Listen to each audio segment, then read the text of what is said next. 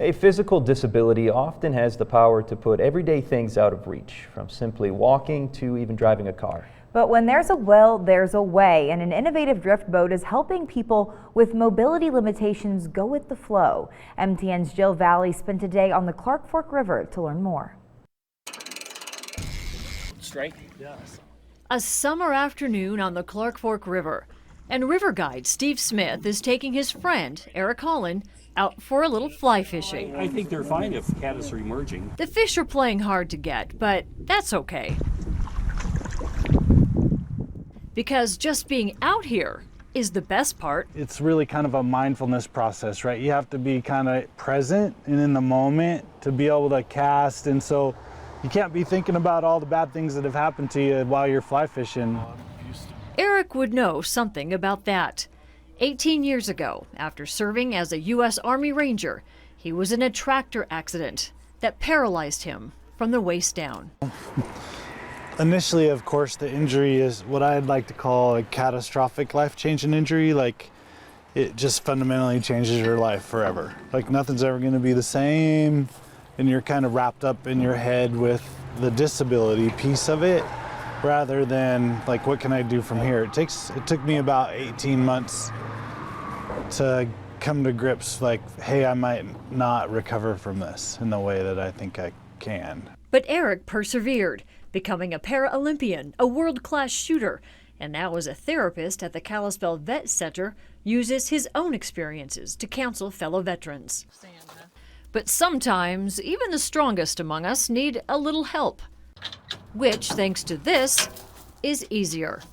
A drift boat with a hinged transom or back flap that allows Eric to easily roll up and in. So for me, this is a really big deal. Like, I can just roll into the back of the boat and off we go, and there's no chance of someone dropping me. Like, these things happen, right? It was Steve Smith of St. Ignatius who first learned about these boats. There aren't that many around, but when he saw one, he was immediately inspired. So he bought one. I've been rowing and guiding for a long time, and I had a friend about 10 years ago that ended up in a wheelchair, and moving him in out of the boat was a challenge. So when I saw this design, I just thought that's the way to go, and be able to provide access to people that haven't had it for a while because of their injuries. Eric tells me he loves fly fishing so much, no matter what, he would figure out a way to get on this boat. But with the transom, he's able to get on and off easily and without getting injured.